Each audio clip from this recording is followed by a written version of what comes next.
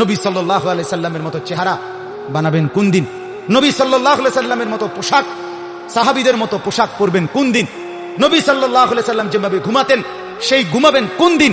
নবী সাল্লাল্লাহু আলাইহি ওয়াসাল্লাম যেভাবে স্ত্রী ছেলে মেয়ের সাথে সংসার করতেন সেটা করবেন কোন দিন?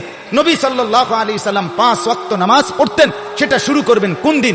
নবী সাল্লাল্লাহু আলাইহি সাল্লামের স্ত্রী মেয়েরা শতভাগ পর্দা করতেন সেটা আপনি শুরু করবেন কোন দিন? নবী সাল্লাল্লাহু আলাইহি সাল্লাম আজীবন হালাল খাইতেন, আপনি হালাল খাবেন কোন দিন? সুদ ছাড়বেন কোন দিন? ঘুষ ছাড়বেন কোন দিন? ওজনে কম দেওয়া ছাড়বেন কোন দিন? মিথ্যা বলা ছাড়বেন কোন দিন? নবী সাল্লাল্লাহু আলাইহি ওয়াসাল্লাম ভিন নারীর থেকে নিজেকে হেফাজত করতেন, আপনি নাচ দেখা, গান দেখা, সিনেমা দেখা, নর্তকী দেখা, নাটক দেখা, জিনা করা, ব্যভিচার করা, অসভ্যতা করা এটা ছাড়বেন কোন দিন? বলেন আমারে।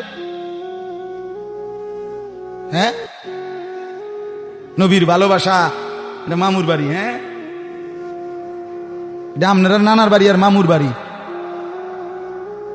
আপনি ডুল্লা ডুল্লা কইবেন আর নবীর এশক মোহব্বতে আপনি বাসা যাইবেন।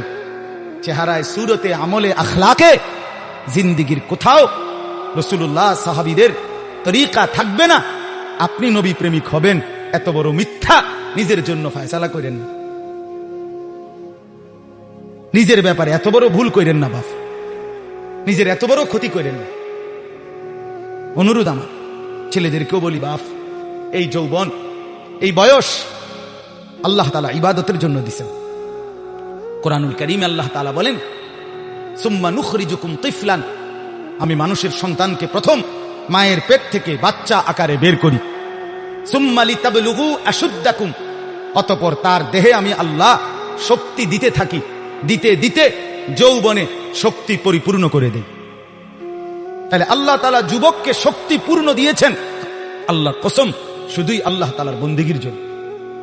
যুবক মানে যৌবনের এই শক্তি আল্লাহর দেওয়া, আল্লাহর দেওয়া। আপনারা ভাবেন তো, কারো যদি 1 ঘন্টায় বা 2 ঘন্টায় 6 বার 7 বার পেটে অসুখ হয়, পায়খানায় যায়, এরপরে তো শক্ত সামর্থ্য যুবকটা বিস্তার শুয়ে যায়। ঠিক কিনা বলেন? আপনি বলেন তো কেন বড়াই করছেন? আপনার কি হইছে? আপনার তো হাত খুললে গেছে, না পাও খুললে গেছে, না নাক ফুরিয়ে গেছে, কিচ্ছু তো হয় নাই। পায়খানা না বাইরিছে, দুর্গন্ধযুক্ত পায়খানা পেটের থেকে বাইরিছে। তুই বেটা এত দুর্বল, সামান্য পায়খানাই তোমার শরীর থেকে একটু বেশি বাইরিয়ে গেলে তুমি হুইত্যা লাও, তুমি নি মাতবুরি দেখাও। এই অপদার্থ, তুমি অহংকার করো কেমনে? কথা বলেন, আমি বড়াই দেখাই কেমনে? যে আমি সামান্য পায়খানা, এটার কাছে আমি এত দুর্বল, আমার কি বড়াই করা সাজে? তাহলে আমাদের প্রতি সেকেন্ডের সুস্থতা, আমাদের শক্তি, সবল, এটা তো আল্লাহর দান। কার দেওয়া বলেন না? আল্লাহর দান। আল্লাহর দেওয়া সেই শক্তি, আল্লাহর দেওয়া সেই বল, আল্লাহর দেওয়া সেই সাহস, আল্লাহর দেওয়া সেই যৌবন আমার ভাই কেন না ফরমানের মধ্যে ব্যয় করে? কেন? আমি একটা ছোট্ট উদাহরণ দেই, এই কোরবানি সম্পর্কিত উদাহরণ, একটু মনোযোগ দিয়ে শোনেন।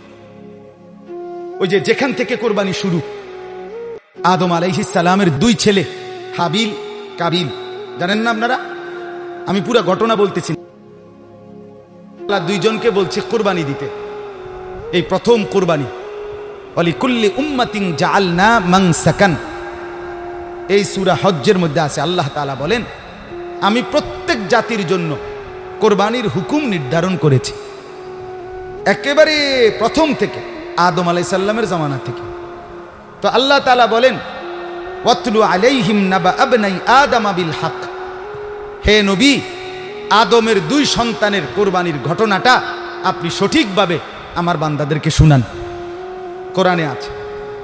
তো এই আদমের 2 ছেলে হাবিল কাবিল, ইজ কাররাবা কুরবানান, আল্লাহ বলেন তারা 2 ভাই যখন কোরবানি দিলেন, ফাতুকুব্বিলা মিন আহাদিহিমা, একজনের কোরবানি কবুল হলো, আলাম ইউতাকাব্বাল মিনাল আখার, আরেকজনের কোরবানি কবুল হলো না।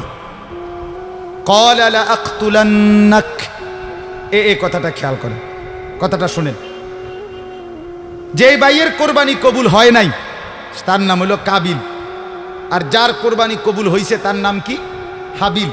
তো এই কাবিল, যার কোরবানি কবুল হয় নাই, সে তার ভাই হাবিলকে বলল লা আকতুলান্নাকা, আমি তোকে মেরেই ফেলব। নাউজুবিল্লাহ। এই কথাটা একটু খেয়াল করেন। কাবিল বলল আমি তোকে মেরেই ফেলব, হাবিলকে বলছে আমি তোকে মাইরালাম। মানে কি?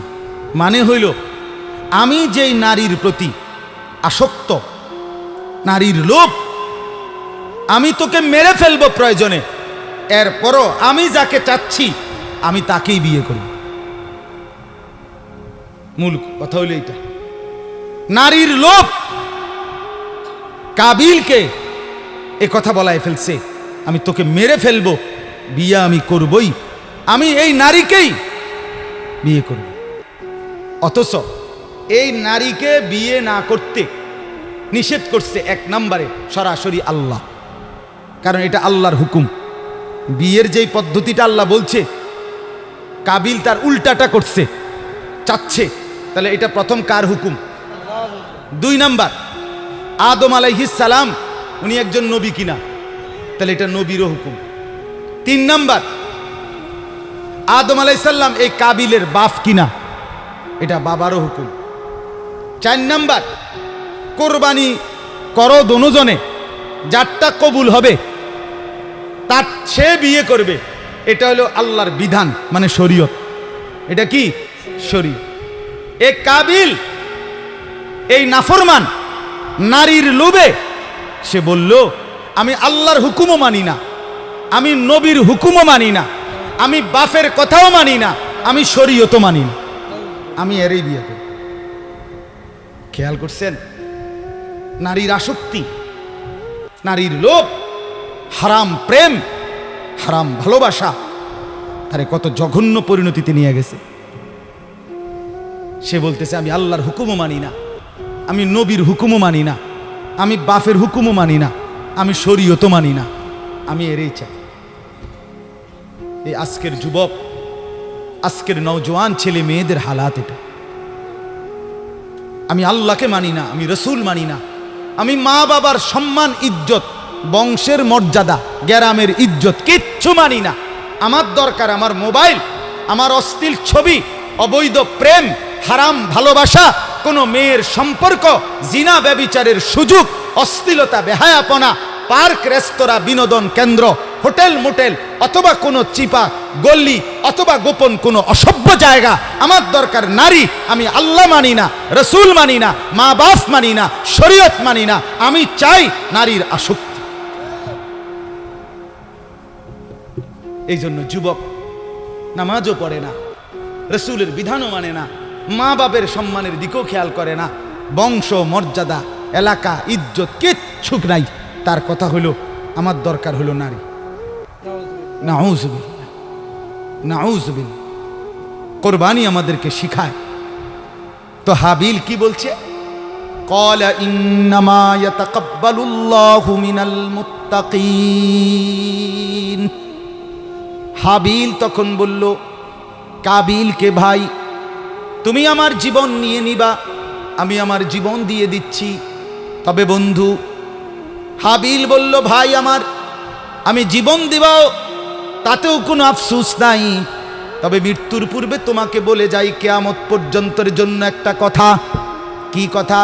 হাবিল বললেন ভাই আমার, কিয়ামত পর্যন্তের জন্য আমি বলে গেলাম, নিশ্চয়ই আল্লাহ কিয়ামত পর্যন্ত কুরবানি কবুল করবে তার, তাকওয়া থাকবে যার। ইন্নামা ইয়াতাকাব্বালুল্লাহু মিনাল মুত্তাকিন। হ্যাঁ, আল্লাহ ভীতি, আল্লাহর ভয়, গুনাহ থেকে পবিত্র জীবন, আল্লাহর ইবাদতওয়ালা জীবন, এটা যার, তার কুরবানি কবুল। এজন্য গুনাহ থেকে যে বাঁচে না, আল্লাহর ইবাদত যে করে না, আমনের কুরবানি কবুল হবে না। দেনতেন নাই কান্না, এমনি গোস্ত খাইতেন পারবেন, জোশ হইব, গোস্ত জোশ হইব। রুডি খোলার দিলে রুডিও খোলার ধইব, এটি ঠিক আছে, এটি অসুবিধা হইতো না। অলিদ মরিচ দিলে এটি জোশ হইব, কিন্তু আসমানে যাবে না, আসমানে যাবে না, আল্লাহ কবুল করবে না।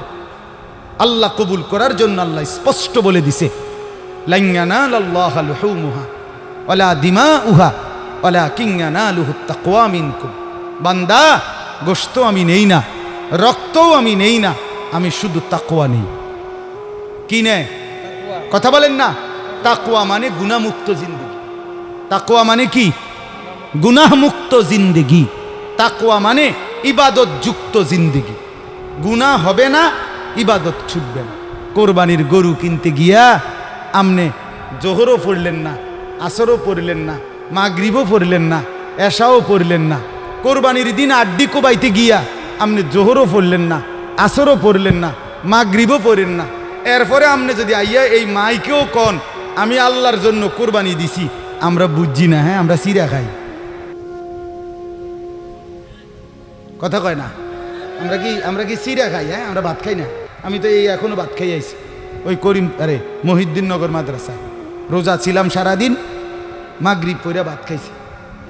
আমরা কি চিরাসা ভাই?